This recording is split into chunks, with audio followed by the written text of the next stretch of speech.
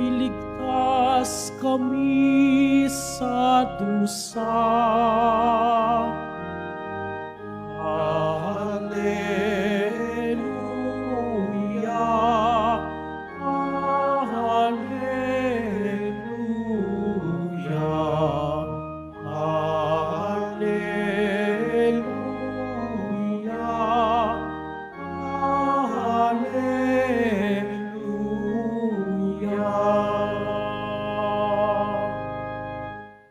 Sumainyo ang Panginoon. At sumairin Ang pagpapahayag ng mabuting balita ng Panginoon ayon kay San Lucas. papuri sa iyo, Panginoon. Noong panahong iyon, sinabi ni Jesus sa kanyang mga alagad, magkakaroon ng mga tanda sa araw, sa buwan, at sa mga bituin. Sa lupa, ang mga bansa ay masisindak at malilito dahil sa ugong at mga daluyong ng dagat. Ang mga tao'y himatayin sa takot dahil sa pag-isip sa mga sakunang darating sa sanlibutan, sapagkat mayayanig at mawawala sa kani-kanilang landas ang mga planeta at iba pang katulad nito na nasa kalawakan. Sa panahong iyon, ang anak ng tao'y makikita nilang dumarating na nasa alapaap, may dakilang kapangyarihan at malaking karangalan. Kapag nagsimula ng mangyari ang mga bagay na ito, magalak kayo sapagkat malapit na ang pagdiligtas sa inyo. Mag-ingat kayo na huwag magumon sa katakawan at paglalasing at mabuhos sa inyong isip sa mga intindihin sa buhay na ito. Baka abutan kayo ng araw na yaon na hindi handa, sapagkat darating iyon nang di inaasahan ng tao sa buong daigdig.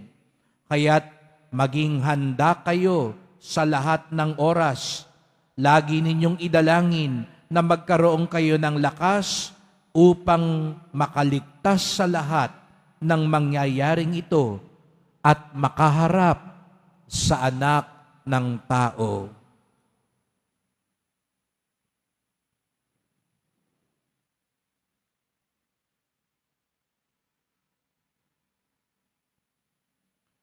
Ang mabuting balita ng ating kaligtasan. Pinupuri ka namin, Panginoong Hesukristo. Magsiupo po ang lahat.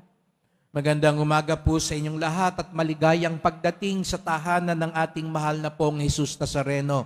Pinagdarasal din natin ang mga nasa online, lalo na po mga may sakit, nag-aalaga sa may sakit, at mga kababayan kadeboto natin mula sa iba't ibang panig ng bansa at daigdig na nais sumama sa banal na misa dito sa Quiapo, sa Basilica Minor at Pambansang Dambana ni Jesus Nazareno. Araw ng linggo, araw ng Diyos, araw ng simbahan, at tayong lahat ay narito sapagkat tinawag tayo ng Diyos, mahal tayo ng Diyos. Kaya't bigyan natin ng papuri, parangal at pasasalamat ang ating minamahal na Nuestro Padre Jesus Nazareno.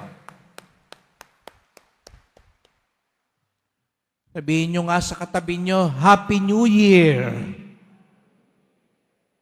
Baka sabihin nyo, mali yata ng gising si Father. Mali pa, hindi pa.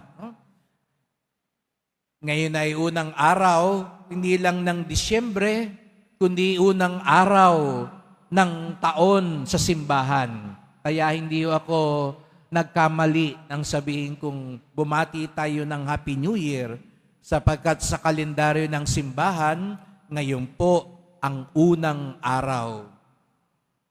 Nung isang linggo, kapistahan ng Kristong Hari, yun yung huling linggo, huling kapistahan sa kalendaryo ng simbahan. Kaya nga't sabi ko ni isang linggo, huli siya, si Kristong Hari, dahil pinapaalala sa atin sa huling kabanata ng buhay, sa huling yugto ng kasaysayan, ang haharapin natin si Kristong Hari. Si Jesus Nazarenong tagapagligtas at hukom natin. Ngayong simula ng bagong taon sa simbahan, ang ating unang pakay at tuon ay yung pagtatapos din. Parang napansin niyo yung kabalintunaan. Nagsisimula tayo sa kalendaryo, anong ating pag-uusapan? Anong ating iisipin? Yung katapusan. Parang baliktad. Dapat pagsimula, simula. Pero magandang paalala sa ating lahat. Dahil daw sa buhay ng tao, pag iniisip mo kagad yung katapusan, habang nagsisimula ka, alam mo kung ano ang tamang landas. Di po ba, kahit sa mga ordinaryong gawain natin, halimbawa, magtatayo ka. Ngayon po, kasalukuyan, sa likod, mapapansin niyo po, itatayo natin ang magiging dambana ng Birhen ng Antipolo na malapit sa atin dito sa Quiapo. At nung ito'y iginuguhit, naisip natin yung lumang altar ng simbahan ng Quiapo. Di po ba nasunog ang simbahan, pero hindi ang imahe, milagrosong nakaligtas ang imahe noong 1929. Kaya naisip na yung itsura nung altar nung unang panahon, nung unang pinagluluklukan ng Nazareno, yun ang makikita natin balang araw. Pero iniisip yun. Habang ginagawa yan, iniisip mo na kung ano yung katapusan para alam mo kung anong dapat mong gawin. Di ba ho, sa mga nagluluto, alam mo kagad kung ano mangyayari sa katapusan. Magmemenudo ako, adobo ako, tinola ako. Kaya habang nagluluto ka, alam mo kung anong magiging mga sangkap dahil alam mo ang katapusan. Ang mga mag-aaral, unang araw pa lang, sino yung masipag na mag-aaral? Iniisip kagad niya yung pagtatapos. Hinahangad niya agad yung pagtatapos. Kaya pag-iigihan niya, mag-aaral siyang mabuti, lagi siyang papasok kasi iniisip niya, dapat marating ko. Paano yung mga atleta? Ang nasa isip kagad nila, ang medalyang ginto. Kaya naman, kahit mahirap ang training, kahit gutom, pagod na, ang sasakit na ng katawan, hindi nila iniin dito sapagkat nasa isip kagad nila ang katapusan. Pag nakaligtaan ng katapusan, doon nag-uumpisa mag-banjing-banjing. Pag nakalimutan mo kung anong kahihinatnan, doon ka hindi nagiging mapagmatsyag. Kaya nga sa unang bahagi ng Adbyento, at napansin po ninyo, nandito sa harapan natin ang korona ng Adbyento, ang Advent wreath. Ang unang kandilang sinindihan natin, sumasagisag sa pag-asa. Sapagkat ang tunay na nakatuon sa katapusan ay isang taong puno ng pag-asa. Hindi ka nalilinlang ng nasa kasalukuyan. Hindi ka nabibihag ng nakaraan. Ikaw ay pinapalakas ng hinaharap. Kaya puno ka ng pag-asa. Kaya sabihin mo nga sa katabi mo, huwag ka mawalan ng pag-asa. Ayan, mukhang wala na yata ang pag-asa yung katabi mo. Inaantok pa, no? Tinatamad pa. O baka hindi nakapagsipilyo, kaya ayaw mo na magsalita. Biro lang ho. Pero yun ang napakagandang paalala ngayong unang bahagi ng Adbyento. Huwag mawawala ng pag-asa. At dito sa Quiapo, kaya nga ang tawag natin sa Quiapo, sa darating na yubileo, ang tahanan ni Jesus Nazareno, bukal ng pag-asa. Sapagkat kaya tayo narito, sa Kanya tayo humuhugot ng pag-asa. Bakit? Dahil ipinangako ni Jesus Nazareno, hindi niya tayo pababayaan. Dumating na siya nung Pasko. Malapit na ang Pasko. Darating siya sa wakas ng panahon. Pero may isa pang pangako si Jesus Nazareno, kasama ninyo ako hanggang sa dulo ng panahon. Kasama natin siya. Maniwala kayo o hindi, araw-araw kasama natin si Jesus Nazareno. Hindi lang sa loob ng simbahang ito, kahit sa labas, kasama natin siya. Baka nga katabi mo siya ngayon. Masasalubong mo siya mamaya. Tatawag siya sa iyo mamaya. Paano yun, Father? Totoo ba yung Father? Hindi ko pa yata nakikita ang Diyos. Dito ko lang sa Quiapo pag tumitingin ako sa imahe niya. Totoo ba yung Father? Masasalubong ko ang Nazareno? Makakausap ko siya? Kaya nga't ngayong panahon ng Adbyento, pinapag-alab natin ang pag-asa, pananalig sa Kanya upang makita natin siya. Hindi ang larawan ni Jesus Nazareno, kung hindi ang wangis ni Jesus Nazareno. Kaya ito yung ipagdasal natin. Kaya nga ngayong panahon ng Adbyento, tayo'y nag-aantay. Ang panahon ng Adbyento ay panahon ng pag-aantay.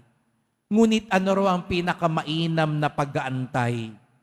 Sabi nga ni Jesus Nazareno sa Ebanghelyo ngayon, lagi niyong idalangin na magkaroon kayo ng lakas upang makaligtas sa lahat ng mga pangyayaring ito.